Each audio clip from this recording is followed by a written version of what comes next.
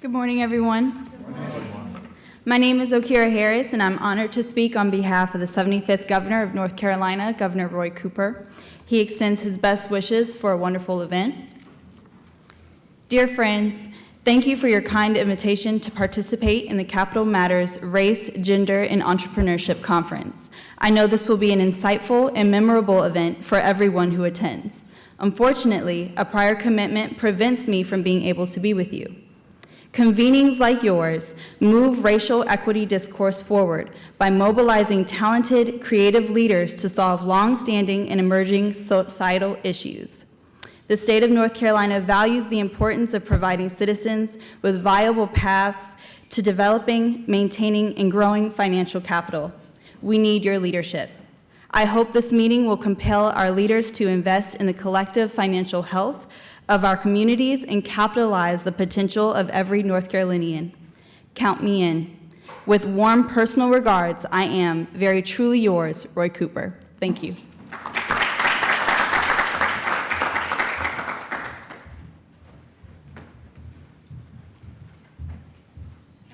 This is our last panel of today, and I'm happy to ask to come forward Mr. Stephen Fusi, who will introduce the rest of the panel. Thank you. First, I'd just like to acknowledge everyone who has remained. You've found time in your schedule to stay on through the very last panel of this exciting 3-day event. Your courage and perseverance is commendable, and I really appreciate that. I work here at the Fuqua School of Business in the Center for Entrepreneurship and Innovation. And part of my work here is to engage with students who are interested in forming businesses or those who are running businesses to connect them to resources within the Duke community and within Durham proper.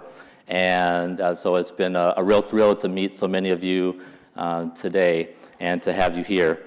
I also want to say that I'm really thrilled that the Cook Center chose to host the event here at the Fuqua School. There's no shortage of beautiful spaces throughout this campus, and the fact that the leadership and staff made the conscious decision to bring this event to the business school speaks volumes of the nature of the partnerships that will continue. So I'm really thrilled and happy about that. Let me just say this. In a moment, I'm going to ask our distinguished scholarly panel to introduce themselves by sharing at first something that they're really excited about and optimistic about after going through the workshop this week. But first, I wanted to just share the bit of the emotional roller coaster that I've been on since I walked through the auditorium doors on Wednesday. Given the work that I do, I was real excited about learning new opportunities and solutions and getting more data that I could share with students, because the majority of the students that come in to seek counsel about what they're doing are not people of color nor women. And so being able to have statistics on hand to share with them the status of affairs and make them more aware of what's going on, things that I've known anecdotally, was really important to me, which is why I made the commitment to make sure to be here. And then as we got through the middle of the first day, I got really depressed listening to those statistics that were being shared. And it's like, wow, things that I've known anecdotally and even experienced. You have all of these folks who have done so much research on it and put it right there in black and white and color on the screens. I took pictures of them. It's going to take a few days before I actually look at those pictures, because it's really something. But then as more and more of you came to the microphone and started sharing your stories of perseverance and breakthroughs, that was so uplifting. I was really excited about that and hearing the challenges there.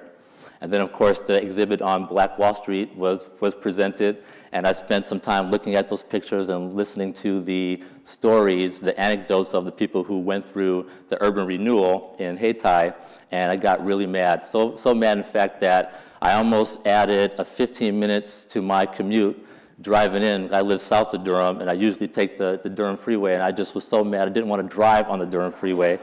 And I realized that is not going to be helpful at all. It's a one-person protest. Nobody will notice. I burned extra gas, which adds to the statistics that we showed.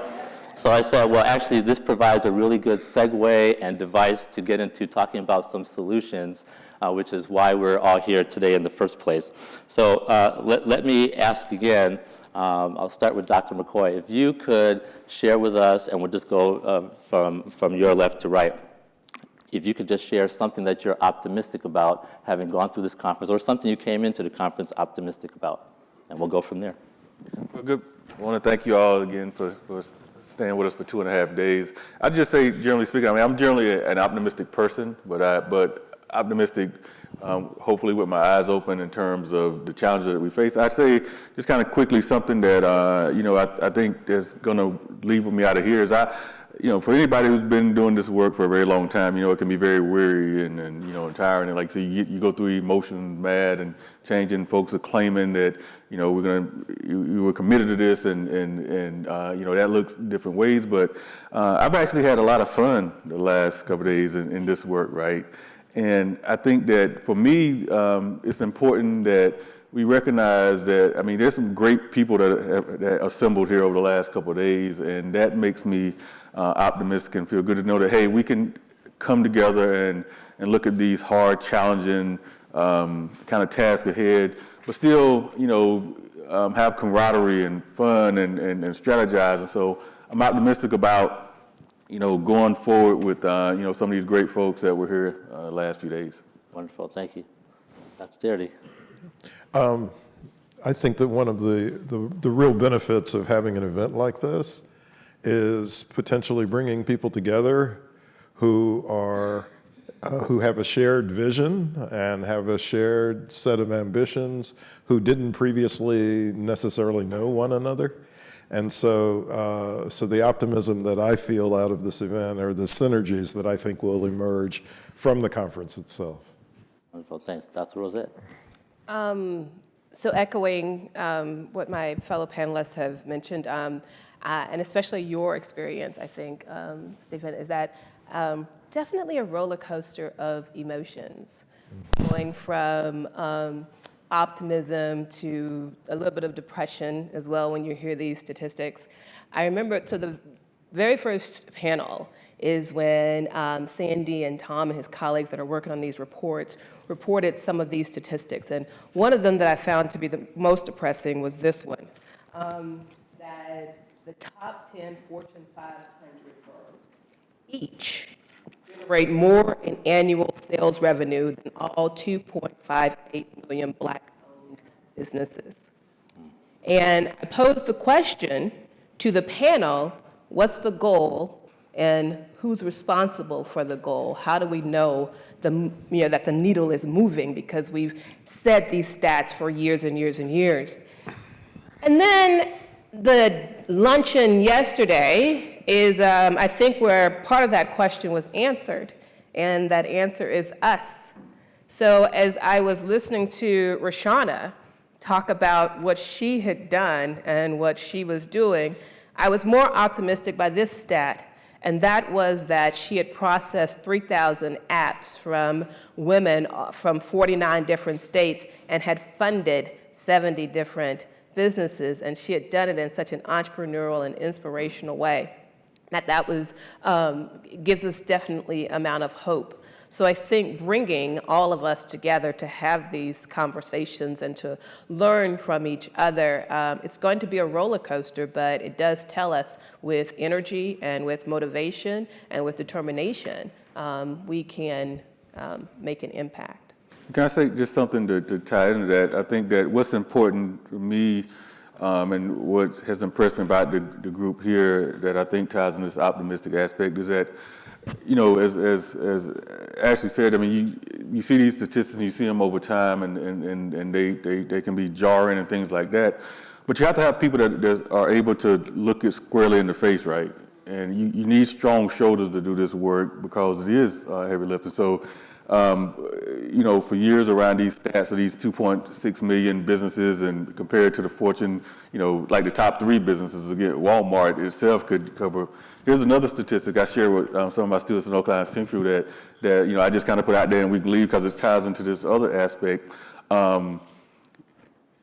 Jeff Bezos, who we all know the richest man in the world right now, Amazon founder, at his height of his wealth in recent years, before the divorce, he's not as wealthy now. He's still very wealthy, but he lost a little bit of that.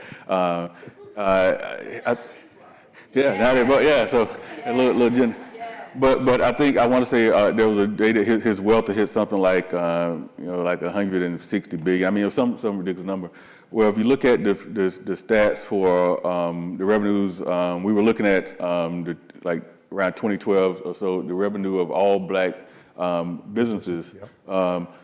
His wealth himself exceeded the actual revenue of all those black businesses together. And so it should give you some context of, we can talk about Fortune, 100s and 500s, but this one individual's wealth was greater than all of the revenue of that 1 year of all black businesses. And so, I mean, you gotta come to this work, really with some fortitude, because when you see stuff like that, I mean, it can just knock you off your feet. So I say I'm optimistic that I think this group that came here, I think the right folks were in the room. I think this group can handle this work going forward. Thank you. So I think we need to distinguish between moving the needle and closing the gap. Mm-hmm.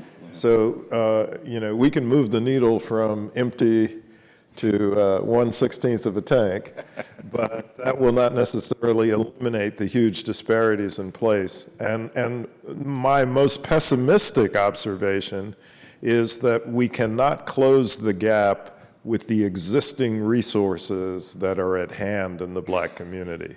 I hate to say it, but I think that the evidence is compelling on that part. We don't have the capacity with our existing resources to eliminate the racial wealth gap. We require an infusion of resources that we don't already possess, particularly through the passage of some types of legislation that would actually directly build the asset base in the black community, like a reparations program, for example, to really talk about closing the gap. It's not something that can be achieved out of our motivation and effort, which has been over the top over the course of the centuries that we have been in this part of the world. Thank you. I wanted to ask Before you, please. I'm not the moderator. Please, go right ahead. I would love to probe a little bit deeper there, Sandy, because I know this is a lot of work. You've done a lot of work in this area, and you have a book forthcoming on the topic as well. And the answer may be with Kirsten. The answer may be in that book. The motivation. So reparations, we know what the motivation is, but the individuals who actually have the power, who have the money, who have the resources, what's their motivation for reparations? Or how do we convince them that we know it's a good idea, but how do we convince people who don't want to even talk about race or talk about diversity or talk about difference or even acknowledge it? How do we convince them that this is a great idea? So this is an excellent question. In the year 2000, when a survey was taken of Americans writ large, about 4% of white Americans were in favor of reparations for black Americans. That's around the year 2000. The most recent surveys indicate that about 20% of white Americans now are in favor of reparations. And I'm not convinced that it's because they have a perception that there's some material benefit for them, but that there's an increasing recognition if this nation is to live up to its alleged standards and values, that it's going to have to engage in a major act of restitution towards a community that's been subjected to a set of atrocities for upwards of 300 years or more in this region of the world. So if we're at 20%, then I think it becomes realistic to believe that it's possible to move that needle towards 40 to 45% of the white American population. And I think that's a target in which, in combination with support from other segments of the American community, it becomes realistic to have the prospect of passage of reparations legislation.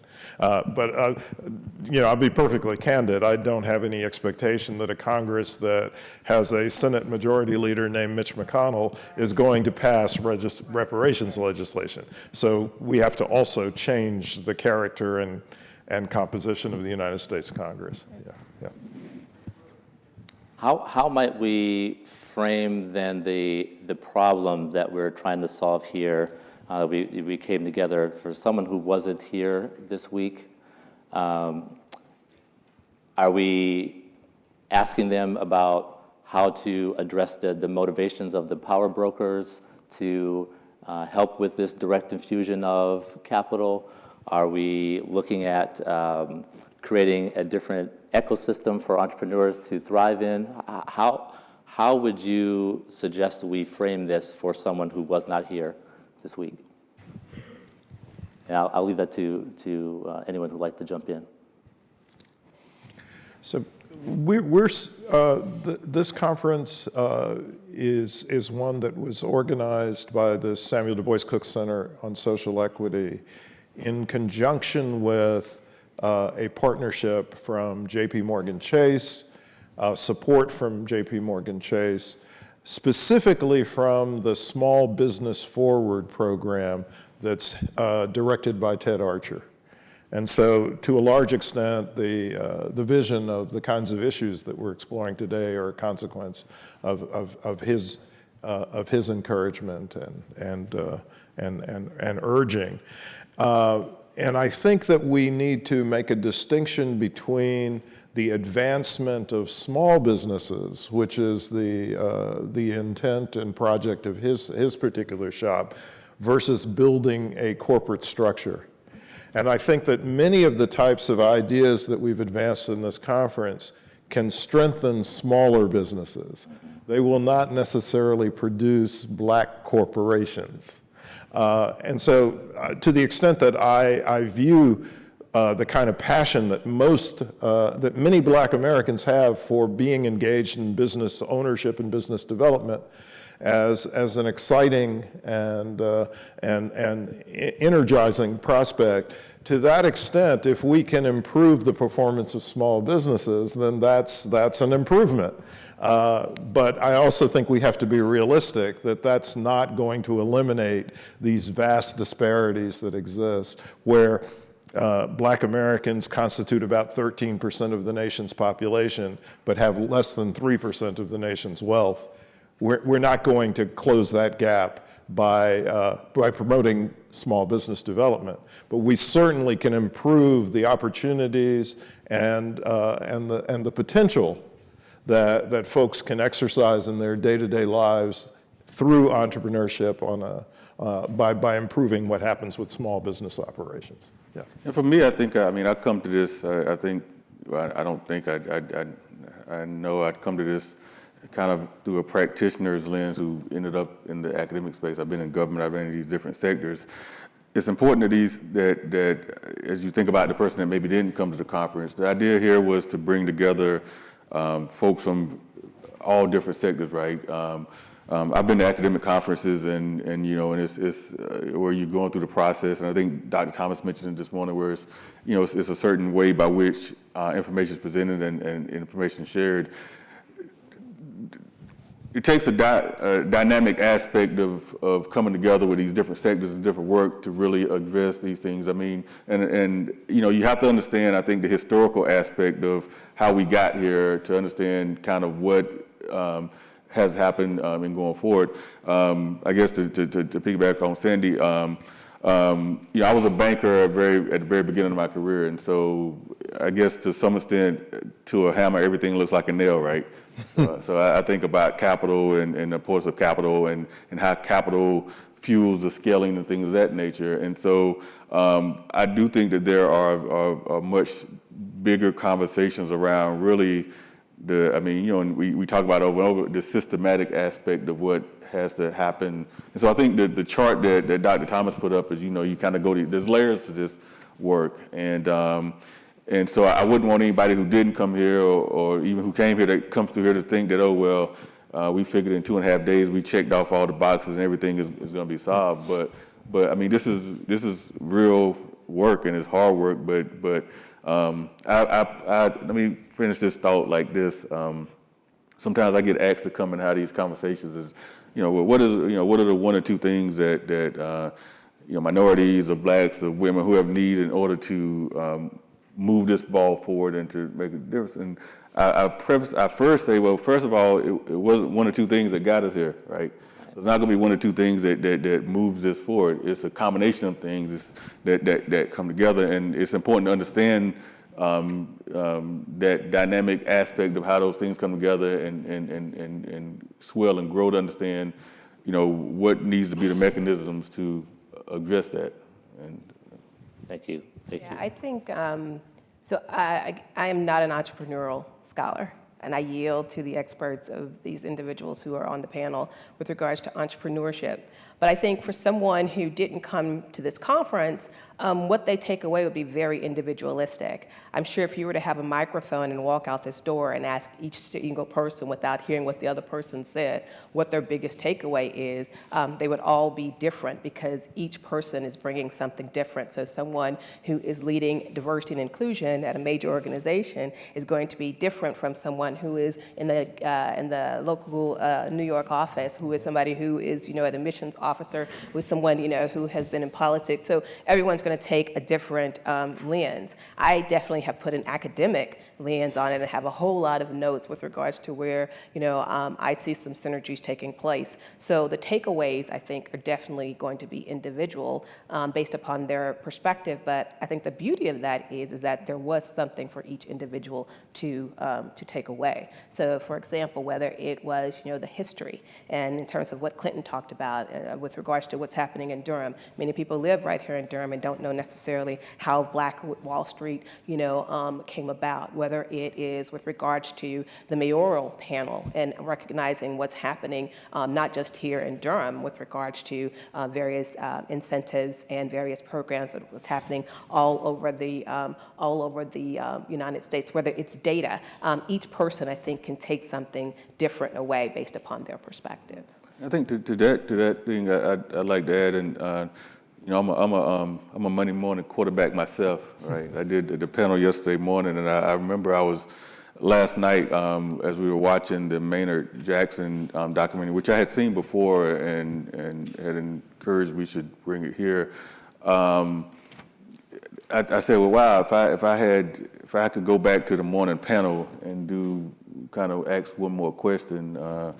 I think I would ask this question of my distinguished panelists. You know, do you feel courageous in your work, right? Because I think that there's, I mean, look, we get up every day, we do this work, right? But the question is, are we doing it courageously? And that means something different than just doing it. When you think about historically and kind of the paths that led to civil rights and other things like that, there were tremendous amounts of courage. If you watch that Maynard Jackson documentary and you realize the price that he had to pay by sitting down with white bankers and saying, well, look, you don't have to put any person of color, any Black person on your board, but we don't have to put our money in your bank either. By doing those things, he paid a cost, right? He couldn't get a job after he came out. But to Ashleigh's point, I say that to say that we are all individuals, right? And by bringing a cross sector of people together, you're bringing folks together that have different kind of day-to-day agendas and outcomes, things like that. But I hope that part of what the folks here leave out of here with, and maybe can be dispersed to those who didn't come out of here, is to question yourself, right?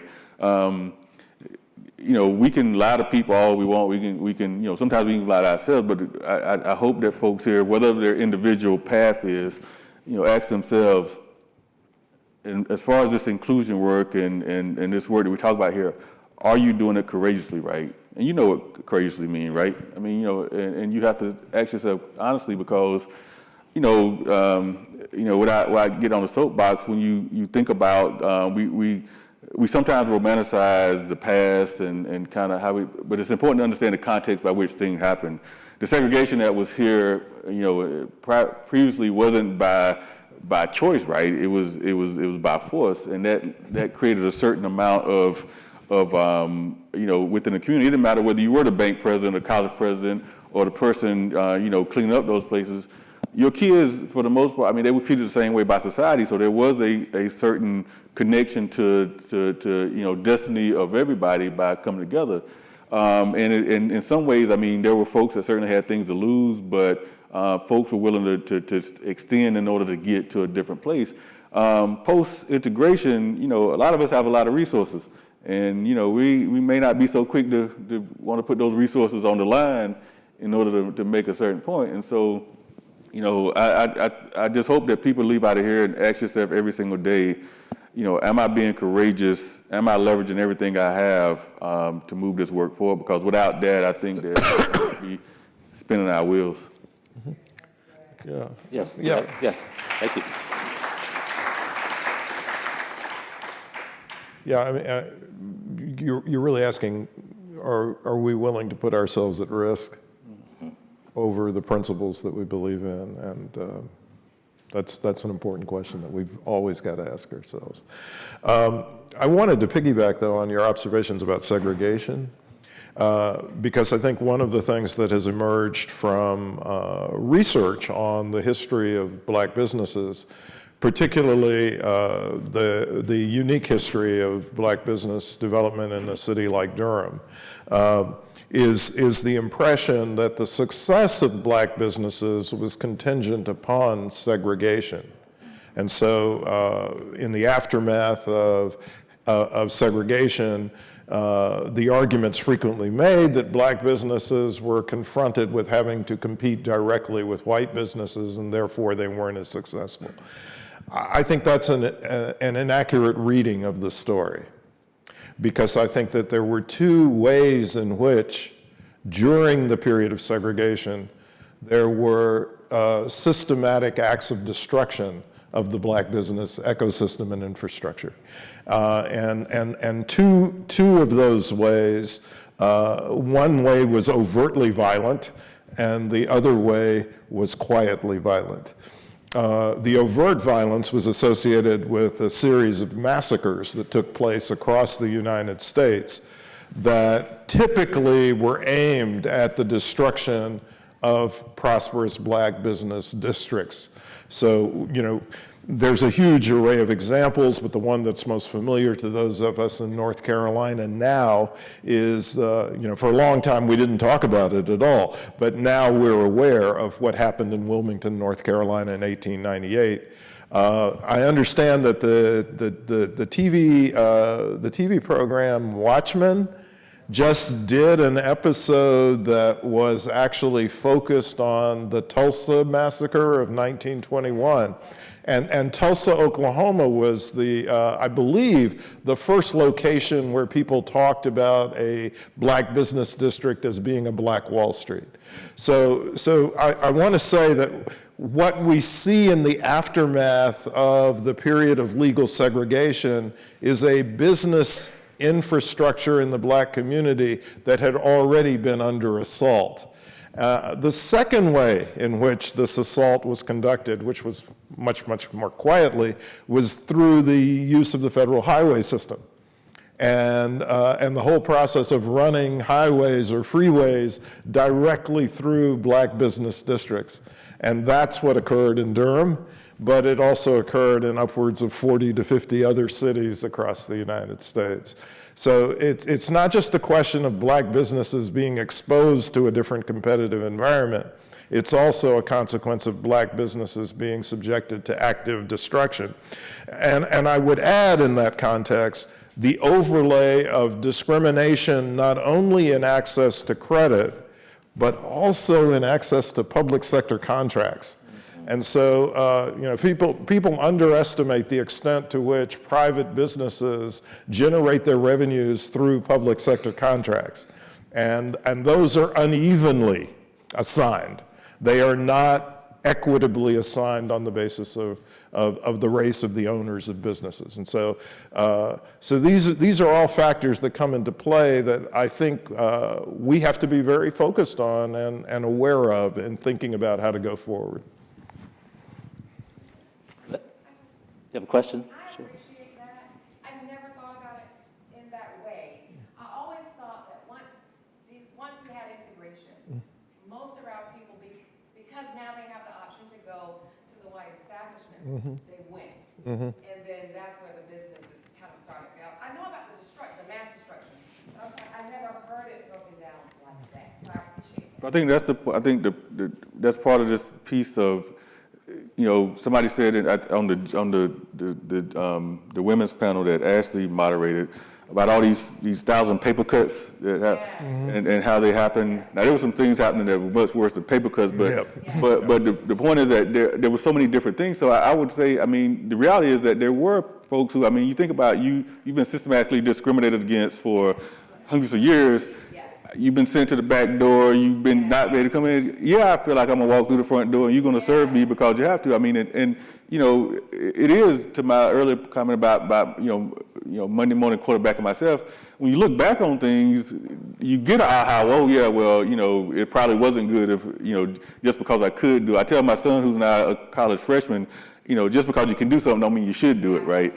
But you know, there were so many factors that happened during the time that ended up, I'd say, helping to, in addition to the highways, in addition to all these kind of things. Yeah, and even today, as we talk about moving forward, you know, there's really a lot of challenges. You know, I teach at a HBCU, right? And I will stand up in front of my students and I will ask the question, which are really diverse, right? I mean, I teach, you know, white students, black students, you know, Asian students, Latino. I mean, you know, so actually working at North Carolina Central has given me a very diverse population, right? But you know, we can talk about these issues of, well, where are we at as a community? And they kind of evoke some serious emotions. But when I start asking these same students, you know, where do you spend your money, right? Then, you know, it becomes a very different conversation. Even when I say, well, hey, you should go over there, and they say, no, if I'm getting my nails and my toes done, it's got to be an Asian person. I mean, I don't trust it. I mean, and so we have our own kind of biases that. That's that systematic self-hatred, I think. Yeah. So I say that to say that, I mean, this stuff is, I mean, it's not all in plain sight, right? I mean, this is some hard kind of, you know, ninja kind of stuff, but you gotta figure out kind of all these different pieces of what's going on. Yeah. If I could continue this theme of being courageous when trying to confront folks that don't quite appreciate or acknowledge the problems that were just outlined. The students that you just talked about, for example, who are making a choice to patronize outside of their community. What do we say, and how would you counsel those of us here, and you know, really anyone who wants to engage with somebody who, in a courageous way, who does not acknowledge the problem? Maybe Dr. Rosette, we could. Are we talking majority or minority? Are we talking dominant or subordinate? Minority. It makes a big difference. Sure, I'd love to hear both Conversation. perspectives. Yeah, I mean, I think the conversation that I would have in my business school classroom would differ from the conversation that Henry is going to have in his, simply because of the vessel that I am in delivering the message, and with regards to being perceived as an advocate or someone who they're actually going to listen to me. And so you have to acknowledge both sides, and when we're talking to dominant groups, and you have to acknowledge that people have differing perspectives than you do, and you become wiser when you understand their perspective and then utilize that and understand it in your own rationale towards them. And again, it has to be done in a way that is very tactful in order to get people to listen. Because what you don't want them to do is to shut down before you have even started your message. And so therefore you have to be recognize that you're better informed by knowing both sides of the issue and both people's perspective than just your own. And that makes you a more powerful person to bring people over to your side when you're talking to dominant individuals. When you're talking to comparably subordinate individuals, I think sometimes it can be about education. I think one presumption that we've made throughout this conference is that everybody is on the same page with regards to being champions, and everybody has the same base level of understanding of the stats that were introduced here.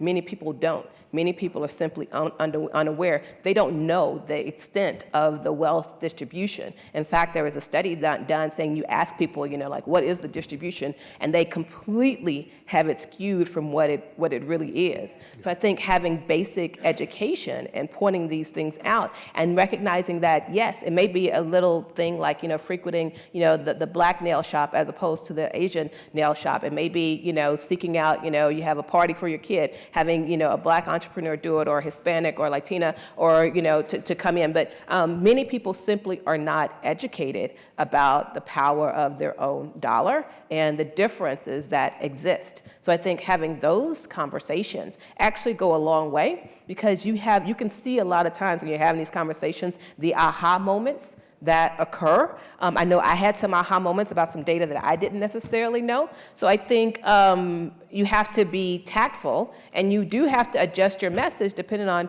who the audience is in order to get that point across. Thank you. Anyone else want to add to that? I'd say I think from the courageous standpoint is, first of all, being willing to have that conversation on both levels of things like that. But even, let's be serious. The size of the different markets. I think that again, think about the hindsight aspect. I would say most people thought that when integration happened, that it would happen economically both ways, right? Now, some people may have. There were some. You can find data to show there were some folks in the individual community saying, "No, it ain't gonna work like that. We're gonna." But I think most folks thought, "Oh, well, it's gonna work both ways." We can look at Hayti, the Durham kind of black district, and there were a number of white clients that those businesses had because of some of the confrontation that came from the civil rights movement and this idea that, oh, well, now you want to come downtown and do all these kind of things. There were, white customers said, well, I'm not going back over there again and things like that. And so I'd say that simply to say that, it does take courage to decide that you're going to go and patronize places that you may not have thought you were going to go, right? But it also takes courage from the other side, right? People have to be, that doesn't look like us, have to be willing to have conversations amongst their peers that we probably can't have in a certain way. And I'll be frank with you, since we amongst family and friends here, right? In those classes I teach at NCCU, and I teach at NCCU intentionally, I may have a class or two sometimes that is it may be all African American and one white student. I may say a couple of things differently when that white student misses class about what I think. I may just have a conversation that maybe I don't have when they're there. But part of it is really just saying, well, okay, how much am I willing to really risk and put out there in order to move this forward, or am I going to simply worry about my own myself and my family, but or the bigger diaspora, and Makes sense. Thank you. I had one other thing to that in terms of that conversation, in terms of the conversations we have amongst heterogeneous groups versus the conversations that we have amongst homogeneous groups, and how those conversations can sometimes differ. The one thing that I would say is I would push us to be courageous in the conversations that we have in our authenticity amongst homogeneous groups, to bring those topics to heterogeneous groups. Because to be frank, I think just as we are not homogeneous, we're homogeneous in terms of race, but not in terms of thought, experience, or perspective, and neither are other groups. And so to presume that everybody has that same opinion, I think does us a disservice in trying to understand, because oftentimes people want to help, they want to do more, they don't necessarily know how to.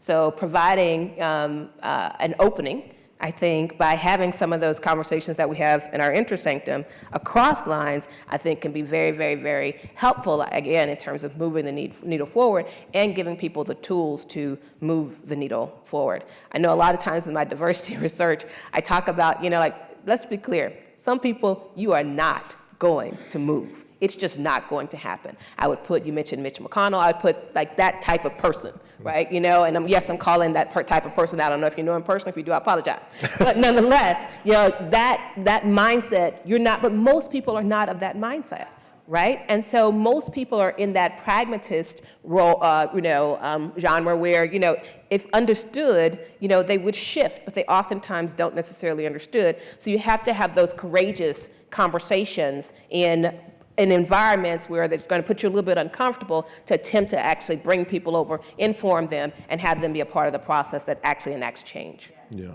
I think it's critical that we get a sense of whether or not the person who we're engaged in a conversation with is open to reconsidering their position, and whether or not we are open to reconsidering our position in light of better information. Exactly. Now, there's a lot of people whose positions are inflexible, and no matter what new information they receive, they will either discount it entirely or they will not view it as credible, even if it is coming from an entirely credible source. And in those cases, you're not going to have much of an effect on somebody's point of view. One of the things I find frustrating in the work that I do is when I try to present what I feel is the most accurate data, and the presentation of that data should dislodge some ideas that previously people held, that I'll find them repeating the same original opinion over and over again. And one of the areas in which this occurs most frequently is the attachment that people have to financial literacy as the solution to all of our financial problems, okay? I just will hear this over and over again. And from my point of view is financial literacy is great if you have some finances, okay? So we need to address the question of whether or not you have access to financial resources before we start emphasizing financial literacy. Yeah. And I say to piggyback, I'd say also from that standpoint, so, let's go back to the title of the conference, right? Capital Matters. And because capital does matter. I mean, we can, I hear the financial literacy piece all the time. I hear the technical assistance piece. Oh, we just need more technical assistance, all those kind of things.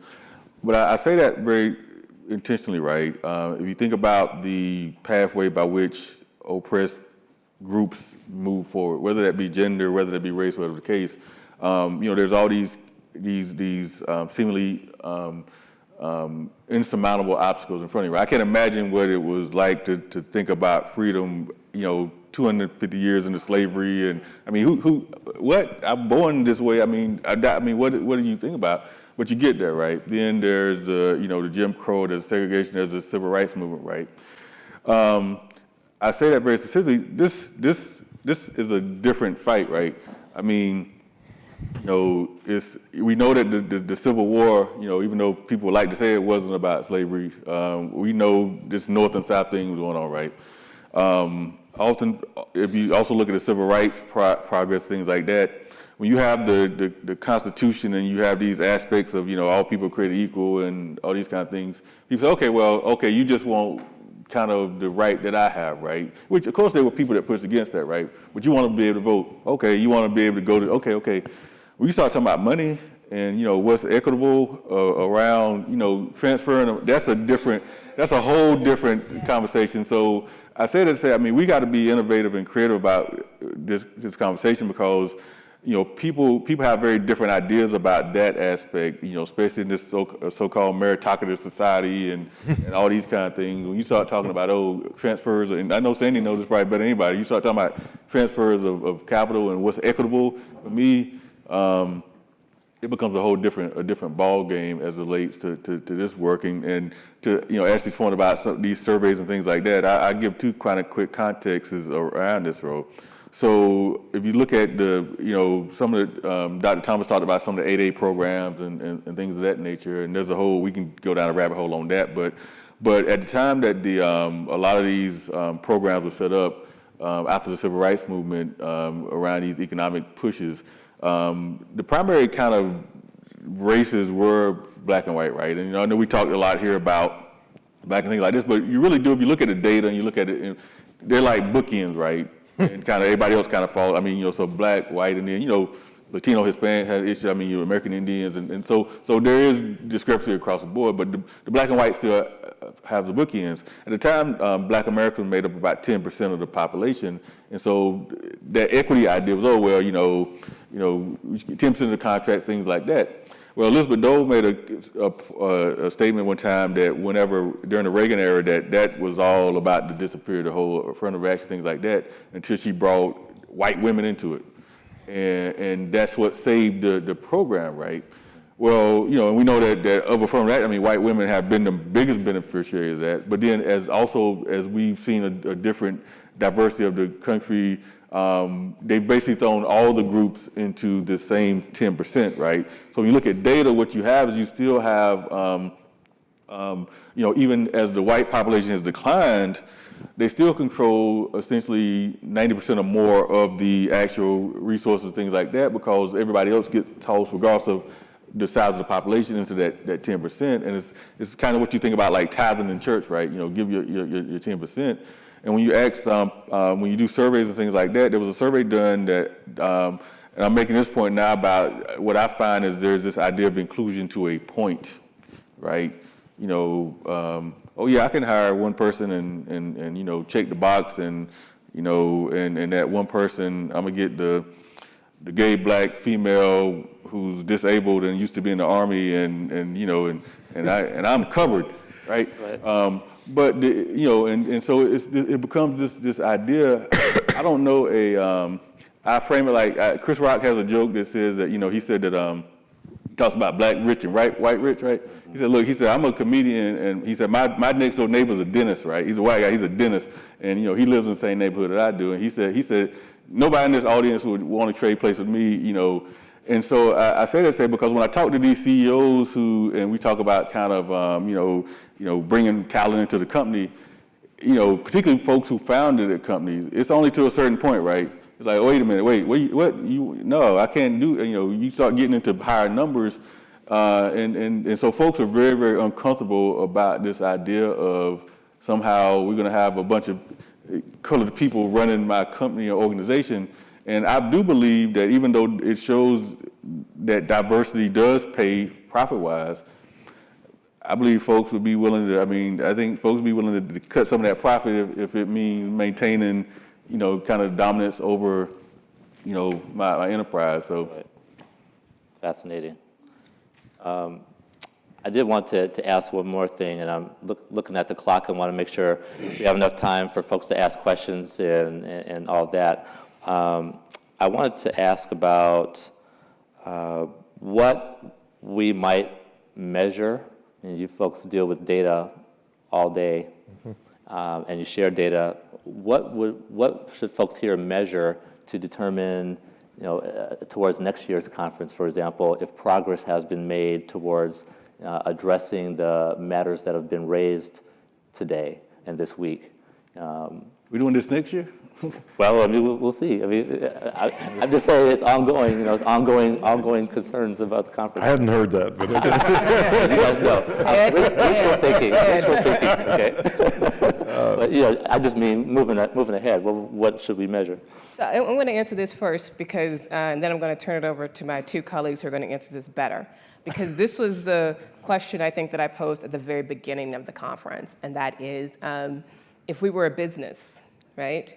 And if you're a business and you decided that you were going to attain 10% market share at the end of 5 years, you try year 1, you try year 2, you try year 3, you try year 4. And if you don't attain that market share, you're going to reassess what you have done previously, right? I think similarly, when we have these conversations, it's incumbent upon us, those of us that are writers, that are researchers, that are policymakers, to have a goal that's always out there. Now, I don't know what it is. I'm going to leave them to tell us what that number is. But there's something salient about saying this is what we would like to attain. And having it out there and having people continuously say it. Think about it. If everybody who attended this conference, the 300 plus people across the 3 days, walked out of here and said, this is what we were doing, of one mind, you ask anybody and you say the same thing, and then you say that same thing the next year, and they say the same thing the next year, eventually you're going to have to try to change what you're doing and reflect upon it such that you can then see whether or not change is being measured and it occurs. But there has to be some metric, because we have been reporting the same metrics for decades now and decades, and so we have to figure out how we're going to move that needle. So I'm going to leave them to answer that question. For me personally, I had a couple of, and this is just kind of my own, in terms of my own research, I think there were two takeaways. There were a lot of takeaways, but personally in terms of research, I think what I figured out is that, not figured out, but kind of was made more salient here, is that my research is actually the precursor to what we're talking about here. So I study how racial minorities and women are perceived in organizational settings as they pursue leadership positions. What Tom Shapiro said on Wednesday was that one of the primary reasons why racial minorities and women leave organizations is because of the way in which they are perceived, and because they actually want to have more control over that perception, more control over the trajectory. So making that link was very important for me, and I know how that can inform my research. The second thing that I think it made salient for me is I study intersectionality, so the experiences of women of color within organizational settings, and how 50 years of research of gender and leadership has been on a superordinate category of woman, okay? That they presume that women are all the same. And so what my research says is it's not necessarily that they are the same, right? They're not even remotely the same. And what do we do with that information in organizations? But what became really salient to me here is I study the extent to which Black women are perceived as dominant, strong, and angry. And it is a perception that is prevalent amongst all groups about Black women. And what the stats told me here is, what is the basis of that other than perception? Because when it comes to equity and wealth, we are dominant in no way. We are, in fact, the most subordinated group of all that were here. And so that kind of reconciling, this perception of dominance and power and of influence and of strength. And it's coming from a place of relational aspect, but not necessarily when it comes to wealth and equity and having that influence in organizations. So. Let me answer this. We're going to have the guru answer it last. Let me answer this in two ways and try to quickly. I'm going to answer it kind of personally, and I'm going to answer it. I'm going to have the least interesting answer. So. I'm going to answer it personally. I'm going to answer it kind of professionally, right? So from a personal standpoint, I just kind of wanted to say this. I want an equitable society, right? A society whereby everybody has opportunity to succeed. And I think about this through this lens, right, in a couple of ways. I have two kids, a 20-year-old, 18-year-old, and they both are going into their professional future. To paraphrase, I say Nelson Mandela, I have no desires to replace white oppression with Black oppression. I mean, I don't have any desire to do that, right? So when you talk about kind of being in these rooms, I sit in rooms that sometimes they are just Black folks, right? In Durham particularly, there's this, because of the history of Durham, there's this very kind of extreme tension around the highway system and what happened to the Black Wall Street and the institutions, things like that. But when I sit in a room with just Black folks, I'm not going to sit there and also not be considerate of the Latino community, right? I mean, I'm not going to replace oppression from this with that, right? So I will argue on the behalf that, just because somebody's not sitting at a table doesn't mean that you can't advocate for them, right? And so, and I mention my kids because I think, a lot of times in society, things get framed around kids, right? You want your kids to have a better future, and the idea of American dream, economic mobility, kids now are not going to have a better life than their parents and things of that nature, right? But I love my kids to death, right? But I don't want to oppress somebody else's kids. I don't want to pass like discrimination against some other kids just so my kids get ahead, right? I just don't want to do that, right? But I don't want anybody else doing that to my kids. At the end of the day, I want my kids I want to give them all the tools I can to be successful, and the hope that there's a society by which they can be successful. So when I think about this kind of idea of, Sandy talks a lot about wealth transfer, right? But we also know there's these other transfers. Now, yeah, do it. Well, I pick up the phone and call somebody I know to say, hey, is there an opportunity, all this stuff? But there's a difference in, I think, that and the idea of just simply oppressing somebody else's kids or your kids get ahead. And so for me, I think about it like that M&M jar with all the different colors, right? My idea is that in an equitable society, if I reach in that jar,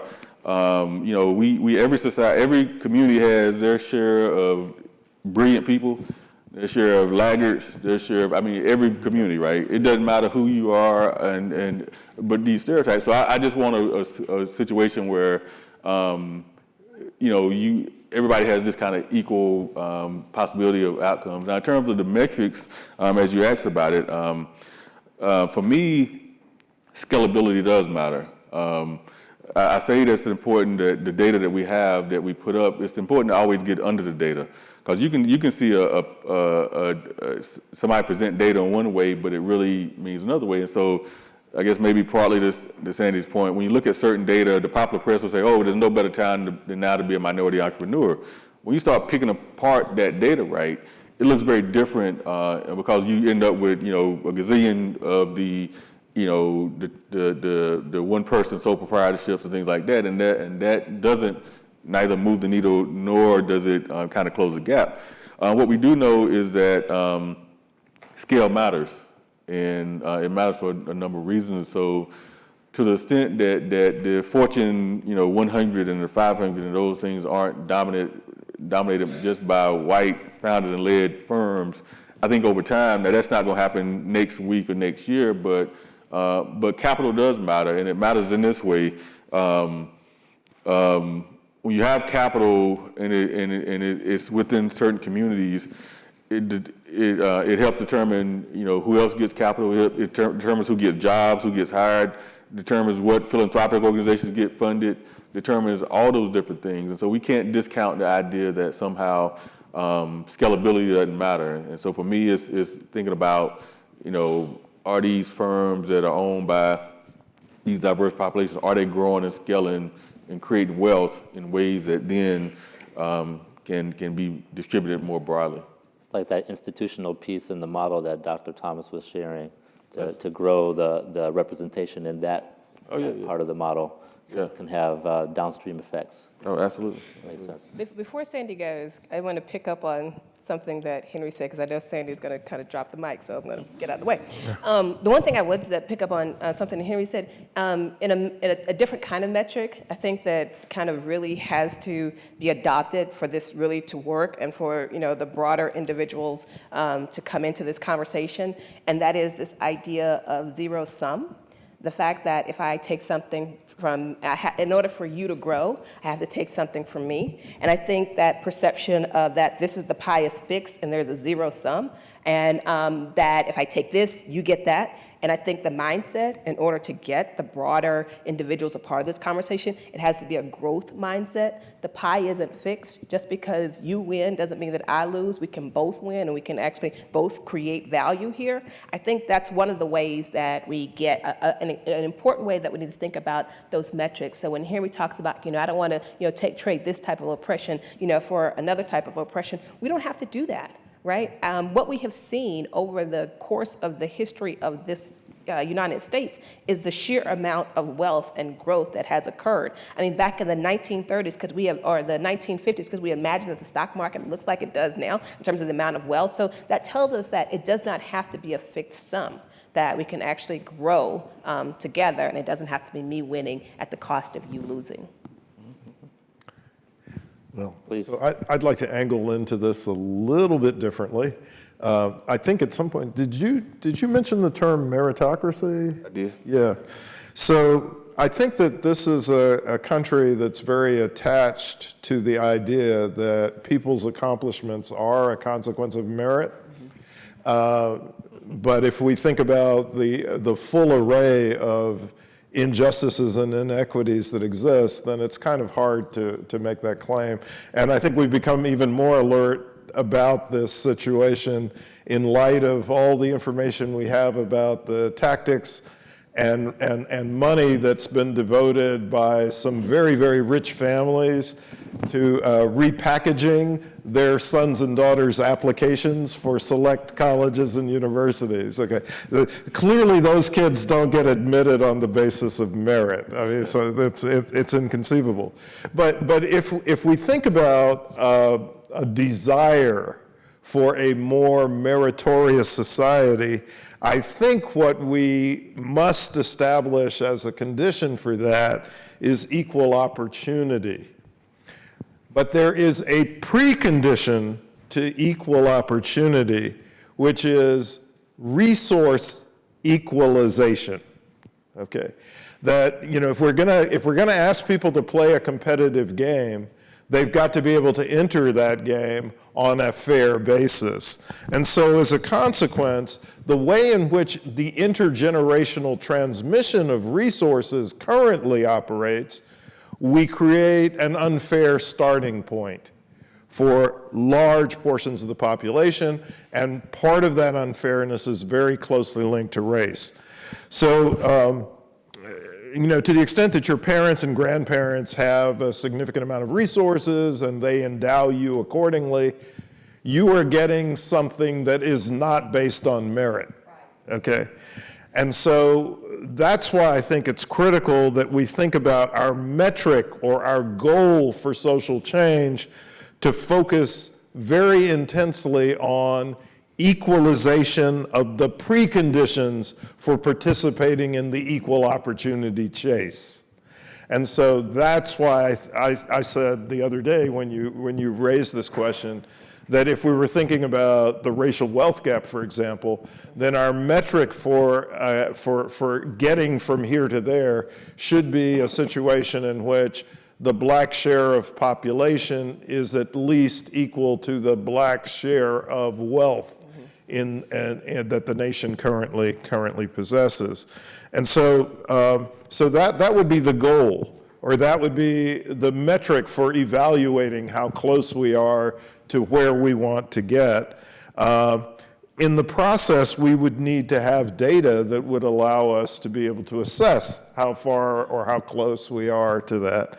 And I think we have some of that data, but it's primarily at the national level. And so this is the more mechanical dimension of my response, that we need more frequent access to data that might tell us something about wealth or about business performance by race and ethnicity, but we also need data at different levels of the structure of our society.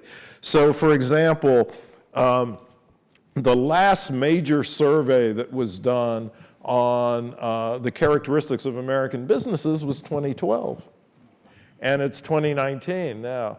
So there's a frequency issue. It would be invaluable to us to know what those numbers look like in 2016 or 2017, but we don't actually know. And so that's the frequency issue, but the scale or level issue is we have virtually no information, particularly about wealth, at the local and state level. Okay. There's information about income, there's information about poverty. There is some limited information about the characteristics of businesses, but not adequate information at the state and local level. And so that's what I would like to see expanded. I will say this, the Cook Center has, with the support initially, or some past support from the Ford Foundation, conducted a series of metropolitan level studies of the conditions of wealth across the various communities, ethnic groups, the racial groups that comprise certain cities. And we've done it for 6 cities. But there's a number of cities I'd be very excited about doing something like that with, but we have not had the kinds of resources that we need. And in that context of resources, I want to distinguish between investors and donors. Okay, so for what we do at the Cook Center, we need donors. We don't have the capacity to provide people with a return on their financial commitment. The return that we have to deliver is in the form of the research products that we generate and their social utility. But I think that we always have to be careful about forward-looking projects or forward-looking initiatives in terms of thinking about whether they're investment projects or whether they're donation projects. So I think when the young woman mentioned having the jump roping group, I think what she needs are donors, not necessarily investors. I'm not sure what kind of return she could offer investors. And so we have to think carefully about this, which is all to say, I'm making a pitch for new donors to provide us with the support to do the kinds of research projects that we need to do to get that type of data at the state and local level. And let me say this about this, and I know we're running out of time, but let me say this about it, because I think, it is always a tricky situation about what you're measuring, right? Sure. Because we think about what the goals of, say, the civil rights movement were, right? So let's go back to some of the kickoff, right? We got the Montgomery bus boycott. The issue was, well, you're making a cent in the back, and the line keeps moving depending on how many white people get on the bus, and there's no black bus drivers, right? So we want people hired and things like that. Post-integration, all those kind of things. I mean, we have a lot of minority faces in high places, right? I mean, we could always use more, or they could be more things like that. But not just because you have a lot of people in these places doesn't mean that it dramatically shifts kind of the paradigm, right? Because and I say this from a transparent standpoint. When I was Assistant Secretary of Commerce under Beverly Perdue, I was the top community development official in the state of North Carolina. I had $1.5 billion that I could disperse. I was working all these communities, but I had a book about this thick that was written by old white men in Washington that basically said, this is what you can do and what you can't do, right? These are the regulations that you have, and I took the kind of opinion that, well, that means if it's not in the book, I can't do it. And so, but that got me in some trouble and things like that. But I said it to say that I've seen situations, whether it be in the public sector, the private sector, the philanthropic sector, where you put people in places, they just become the person in that place to kind of essentially be the one to tell you, well, I'm gonna tell you no, but I look like you, so it's okay. Yeah. And so I say that to say that I don't discount progress in the sense of having folks in those positions, right? But recognizing that just because folks are in that position doesn't necessarily mean that the needle's moving, and because it becomes a different game then, right? Post-colonial Africa. Yeah, exactly. Yeah. So now I'm supposed to feel better because you look like me and you tell me no. Then if and so so counting beans sometimes you have to understand, well, what does that mean, and what will the outcomes be? So. Thank you. Let's open it up for questions here. This is our last formal panel, so last formal opportunity to get up and use the microphones. And we'll start here with the lady here. Thank you all. Can you hear me? So this question or statement is a little bit to Dr. Darity, and this is me right here. Sorry. I appreciate what you said about equal opportunity, and in my role, I'm blessed and lucky enough to be with local government officials, getting them in a room together to talk about what policies are hindering folks from being able to make better investments or close this wealth gap. And when I talk with them, everyone is on board for equal opportunity, but no one hardly is on board for equal outcomes. Because they say my constituents don't want that. If it's an equal outcome, I won't get voted for again. So I think it's a bigger issue of what are we doing as a society or in local government that is actually helping folks other than us, and how can we move that needle forward, and how can we help influence policy when we take out, equal opportunity, because everyone will say that sounds good, but as soon as it comes to equal outcomes, that's when people start getting nervous. Yeah. So first of all, I don't think that parental and grandparental wealth is an outcome. I think it's a precondition. And so that's what I'm saying needs to be equalized. And so they can't argue against that on the basis of saying it's an equal outcome, because the existence of those kinds of disparities precludes people having an equal opportunity. Gotcha, gotcha. So if they're opposed to that, it's not for that reason. Okay, Gotcha. And so I think you should confront them with the position that if we think of wealth as an output, then we miss the point that previous generations' wealth is an input Right, exactly. to the current generation's wealth, and that's what we really need to have to address. And so. If they don't want to equalize outcomes for the current generation, and they claim that they favor equal opportunity, then they need to equalize the preconditions that the current generation is confronted with. And I say that, they do not come out and say, we're not for equal outcomes, but you can start hearing in the conversation that they're like, oh, okay, well, your child's going to be doing just as good as my child, and we're not used to that. So I appreciate that, the preconditions to equal opportunity. Can I respond just, when you're in those rooms and you're having those conversations, very important concepts in terms of what Sandy is talking about, but oftentimes there's equal opportunity, there's equal outcomes, there are the preconditions, and then there is process, all right? People are more apt to agree to equal process than they are outcomes.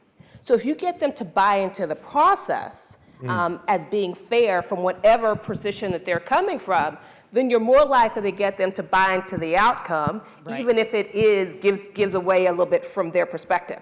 So procedural justice has been shown to be far more important than distributive justice. People will buy, if they buy into the procedure, then they are more likely to buy into the outcome. But if you never get them to buy into the procedure, you're not going to be likely to get them to buy into the outcome. And that is... So your challenge is to develop and devise a process, a procedure that will lead to the outcome that you would desire, but a procedure that takes not just your perspective into consideration, but all their perspectives with regards to what they would perceive to be fair. So again, don't just look at it from your perspective, look at it from their perspective, what their constituents would buy into, right? So again, and the outcomes, they can be 5 years down the line, they can be 10 years down the line. They're coming, Right, but the right. process, if maintained. The problem that we have right now, okay, here, is that people then change the process when they don't like the outcome. Right. And we see that happening a lot in terms of our political arena right now. But in those rooms that you're talking to and you have a psychological contract with someone, try to get them to buy into the process before you get them to buy into the outcome. And I agree totally on that, and that's some work that Henry and I are working on. I can tell you one of the major issues that's not spoken but that's understood is the exact thing that you said earlier. Folks are so afraid that the process is going to take away from another group. So when we're trying to use tax dollars from different bonds to help with equitable development, we have the fire department saying, no, we want that tax money for our pension debt obligation. And if you give to this group, you're taking away from our group. So we're trying to develop a process that's saying we're not taking away from anyone, but this is a new process, but it's new to everyone, and no one's doing it correctly. So they're a little bit shy about starting this because they're afraid that if I start this process, it's going to show that I'm taking away from other folks. And so it's hard for them to buy into that. But that is a major thing that we're working on. So the other thing I would just leave you with, we can talk about this afterwards, framing. In which you frame something or label something can also substantially contribute to the extent to which someone buys into something. And so whether you call something a tax versus a contribution sounds good, tax doesn't sound so good. So, it just kind of depends on how you frame things to get people to buy into that, and that is all about you defining that process. Let me say this real quickly just as we go to the next question, because I think it's important to that point. And this is what I see in a lot of communities, a lot of folks that are paying for outcomes that are actually detrimental to them, right? Meaning that, so when you look at the taxing piece, right, When you look at kind of the process by which, communities are taxed and things like that, you can get taxed and you can actually be taxed as a minority and actually be taxing yourself, taxing the inequity that you're actually experiencing, right? So I give an example. And I say this publicly. I don't have any issues with this. So I'm born and raised here in North Carolina. I grew up. We didn't have a lot of resources. Grew up poor, things of that nature. I used to shop at Rose's, the chain store, right? And shopped at Rose's until I found out who owned it. There's a family in North Carolina that I say the equivalent of North Carolina's Koch brothers, who owns all these discount stores, all these kind of things. And so it's almost like, well, I'm paying for my own demise, right? The Popes. Yeah, the Popes. Yeah. I didn't know if they were a contributor. I didn't want to take no money out your pocket, Sandy. So, but the Pope family, right? And so I'm like, wait. I got to be courageous. Right? That's right. Lesson learned, right? So yeah, so the Pope family, they're North Carolina's version of the Koch family. They own all these discount stores, and the people that largely shop there are black and brown folks, right? The same folks that the money then gets used to oppress and discriminate. They won't ever get my money again, and nobody that I could influence. But I say that to say that some of the same things happen actually at the municipal level when taxes get implemented. And because, there's all these kind of government kind of laws that say, oh, well, Well, I mean, the classic example is it's compulsory ultimately, but it's black folks paying taxes to support local schools when their kids we're not allowed to go to those schools. That's a classic example. So you see actually the same exact thing from an economic development standpoint, right? Yeah. Where you're taxed and you're essentially taxed and you're creating wealth for outside community. And so I say that just to say that I think it's important to start really understanding what the heck is happening behind the scenes. And I was like, look, you can tax me, right? But I need to get some benefit out of this, and more than just my trash getting picked up, and the benefit doesn't have to be, it can be within the broader community. So, Great, thank you. Thank you all for this last 3 days. I'm gonna, as a speaker, I don't speak for, but in representation of the entrepreneurs in the room. The expectation for today and the excitement around it were in the description of the overview, which is strategies getting people around the table to identify and execute these complex problems. And so I wanted to, just as in reference sitting with Jim Castleberry last night, who said he was a doer. And we sat in the cold for about 2 hours as he really infused in this small group what we should do.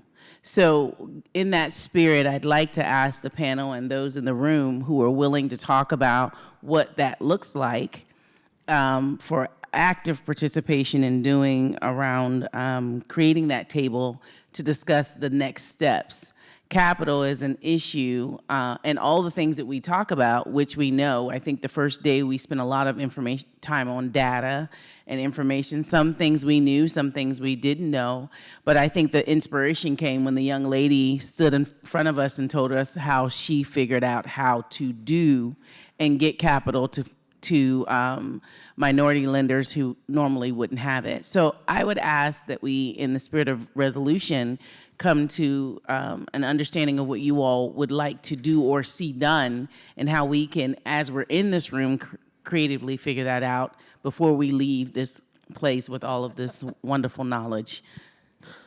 Well, I say this briefly because, or attempt to at least, as I said, I come to this work as academic through the practitioner side, and it came about because I don't like to think without doing, and I don't like to do without thinking. And so for me, that combination works well. Clearly, I'm saying, in the next 15 minutes, we're not going to resolve kind of what's going to happen. But I think but I want to pick up on that spirit. So, the work that I spend a lot of time doing is trying to address these kind of capital gaps, right? And being innovative and creative around those kind of things, whether that be in the public sector or the private sector. And so I know from a personal standpoint, this idea for this conference was to bring together folks from, these different backgrounds and things like that. When I did it, this is not to be so pompous to say that the work is not being done, but that this is a jump off point, right? That there's something going forward. I will say this, one of the part, and I don't necessarily totally agree with Dr. Thomas around the fact that you can't do things on a bigger scale, but I do understand kind of some of what he's saying. And so he had that thing about policy and consciousness. Part of the challenge that we face that I think we have to figure out, and some of it it's very hard because when I was getting my PhD, I never forget my advisor she always kept saying, here's the day, Henry, under what circumstances, right? If we don't understand under what circumstances that we're operating, it becomes hard to move forward because we're not operating in the segregated time. We're not, and so there's a very different dynamic that we have here. And so I say that primarily just because the thing that strikes me on a daily basis, and I guess this is a long way of saying that we have to keep working like every day, and we have to find ways to do it together. Is that I teach millennials, right?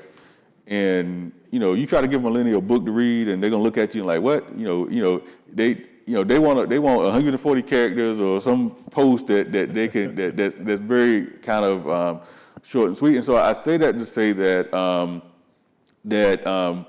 what I find is important is we have to figure out a way to mobilize all our talents and all the access that we've gotten, the resources we have, to kind of take work to another level. But we also have to kind of figure out this consciousness thing, right? Because this work ain't gonna get done on your 15-minute break or your lunch break, and or the weekend. Don't bother my other time. And so part of this is figuring out what is the right kind of mechanism, and it's got to be. We got to figure out a way by which that people can plug in and use their talents and skills to move forward in ways I don't want to call it turnkey, but that are more structured than what we have now, which is just get in the room and let's talk passionately and get mad and all this stuff, and then we go back out into the world that we live in, and that's what we have to figure out is how do we create that where I can say, well, hey, you got this talent, I know exactly where I'm gonna plug you in, and I'm gonna make it work with what you got going on, and that's gonna move us forward. So somebody has to take ownership of that, and that's kind of part of this next dialogue. And what is something like that? What might something like that look like? Yeah, I would respond just a little bit differently in terms of adding on, but a little bit more distinctly to the question that you posed. I think in order to determine what you do, you have to define the goal first. So you have to know what it is that you're striving for in order to know what you do to move forward. I think what Sandy has laid out in his response is that the ultimate goal is to have the wealth distribution in the United States to mimic what the population is, right? I view that as a stretch goal. Right? A stretch goal is something that is attainable, but it's going to be a long time before you attain it. So before we decide what it is that we're going to do, I think we have to define what the incremental goals are, right? So if you're at this conference next year, what incrementally, or how we will incrementally measure success if we have the conference next year. So I think before you say, let's go out and do something, we have to first define the goal, the timeline, and how success is measured before I think we can actually answer that question. And maybe that's something that all of us collectively could do, because we've sat here, we've listened. Sandy has given us that stretch goal. I don't know if the incremental goals are there specifically yet. I'm sure that he's probably thought about it, but I think that's for the collective to kind of come in and say where we'd like to go, and then we define how we move there. So I'm getting the high sign that it's time to close the conference down. He has one last, I don't know if he has the microphone, I don't know if we want to give him. Thank you. This won't take long. It is consistent with what you've raised, because we have a moment here. And the time frame that you're describing, if we get back together, and I want to know what next from here, we can't wait till next year. We can't wait for another year to go by to have this meeting again. But we do have an opportunity to work toward a benchmark in May of 2021, which will mark the 100 years from the Tulsa riots. We are in a location on Duke's campus talking about Black Wall Street. I encourage everybody here to go to Wikipedia, and if you search Black Wall Street, the Durham Black Wall Street pops up, not the one in Tulsa. But that history will surprise you. And the fears that we have about collaboration and cooperation, we might be able to get past that now like they got past it then. The three white folks who helped build Black Wall Street, Washington Duke, James Duke, and Julian Carr. Y'all know who Julian Carr is? One of the worst white racists over in Chapel Hill that used to, look him up. People who know about the statue and the history in Chapel Hill, big problem, but Duke and the Black business community have a long history together. We can do something with that. And those of us who are can-do, those of us who are looking for a way to get it done instead of reasons not to, let's get back together sooner rather than later. I've got some ideas. I'm looking forward to sharing them with whoever else is going to be meeting at the Cook Center or wherever. I've got offices downtown on Black Wall Street. I would love to share my resources. But we have a moment here. If we do something with it, it could really make a big difference, especially with all the new technology and the new tools we have. AI, AR, machine learning, and some things we really have to do because things are changing fast. Let me say this as close out, as we close out, and Sandy does is kind of close out of the conference. So a couple things in that. So first of all, in this question, and Sandy, if I've talked about this about Black Wall Street, the one thing that did make Durham unique versus other places is that Durham actually had capital, I mean, in a significant way, right? So when we talk about Wall Street in a general sense, I mean, we're talking about New York, we're talking about Wall Street, we're talking about capital, right? Tulsa had a ton of businesses. They did have, some banks, things like that. Wilmington had that. Durham had just enormous amounts of capital through the insurance companies and banks and investment banks, all these kind of things. And so again, I kind of bring us full circle that capital does matter in that sense. They also, the thing that we found that distinguished Durham is that they actually built institutions. So North Carolina Central University and North Carolina Mutual Insurance and any litany of these things that actually were institutionalized that really served as an anchor of moving these communities forward, right? And so we can't get away from, so to Sandy's point, a bunch of small businesses is not gonna do this kind of work. The final piece I say about that is in talking about the work, and this is for all of us, right? If you think about the modern civil rights movement, we think about it kicking off with Rosa Parks and her boycott, and we think about it going to essentially when Martin Luther King got killed in 1968. That's 14 years, right? I mean, that's some protracted work.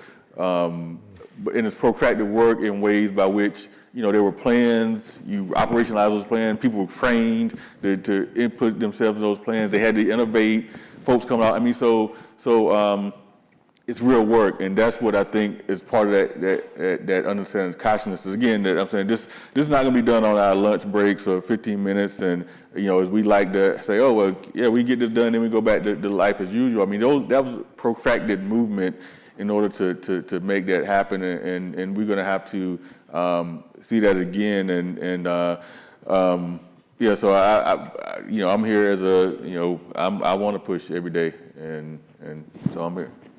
Very good. Well, would you please join me in thanking our panelists? And Why don't you all stay here? We'll stay seated. Okay. Why don't you stay here? Yeah, it's not a problem.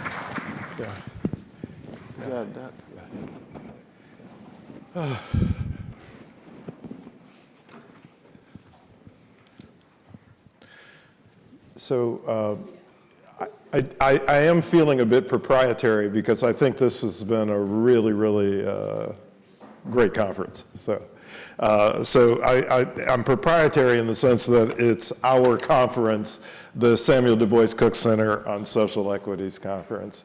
Yeah, and yes, I have a note about this already. I want to recognize again Mrs. Sylvia Cook, who has been so dedicated and so supportive of our center and manages to come to virtually all of our events. So, Mrs. Cook. On behalf of the Cook family, Dr. Darity, Dr. Wright, conferees, staff, and friends, I'm delighted to attend this conference again. I have enjoyed the Maynard Jackson documentary and the Wealth program. And Dr. Wright, thank you for organizing all of these wonderful conferences. And the problems you have addressed at this conference are significant within our local, state, and national facets of our lives. And Dr. Darity, through your brilliance of mind and intellect and your self-effacing personality, and Mrs. Darity, thank you for shining a light on the inequities and injustices of the least of these through research, scholarship, policy, and practices. This is indeed a divine mission and a noble struggle. Thank you so much.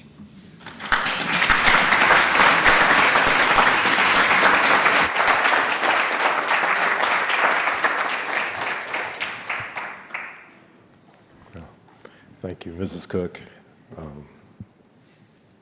So glad you could be here, and very grateful. Very grateful. I'd like to echo Mrs. Cook's gratitude for Dr. Gwen Wright, who has guided us through this event over the past 2.5 days.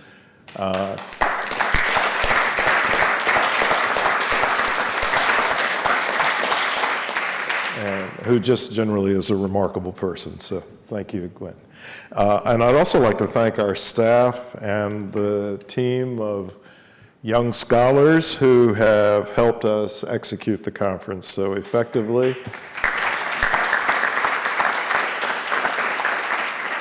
As well as some of the other scholars who are affiliated with the center who have been here throughout the course of the conference. Again, as I mentioned a few minutes ago, this conference arose out of a partnership and with support from J.P. Morgan Chase's Small Business Forward project that is headed by Ted Archer. We've also had support from the Asset Funders Network, and we've had a research collaboration with the Institute on Assets and Social Policy. So we each generated a collaborative report that the two reports were featured at the beginning of this conference. And so in effect, the conference served as a rollout for some of the research that was produced there. And I'd also like to thank the Fuqua School for their contribution to this conference, and my colleague Ashleigh Rosette, whose scholarship on identity and leadership I hope will develop into a book that I can publish in a series that I edit. So, and of course, I want to thank Henry McKoy, whose vision and knowledge has been central to the development of this conference. And I want to thank all of you, and I want to say in response to your query that, yeah, there's absolutely no reason why we have to wait until next year to continue the conversation. Our door is open at the Cook Center, so be glad to work on these issues as soon as we can. Now, we're a research center, which precludes us from having any kind of direct political engagement, although individual members of the center are free to act politically as they choose. But there's no official position that the center can take. So to the extent that we engage in collaborative support with other partners, we have to primarily be providing a research contribution. So, and so with that said, again, thank you all for being brave, true, and faithful, and for joining us for a full 2.5 days. It's been great to have you here, both as presenters and as participants and as contributors to this conference. So thank you again, and Gwen might have some last words. So I just want the Cook Center staff to stand, because we don't recognize them enough. So we would love for the faculty and staff of the Cook Center to stand, because without them, this would not be possible.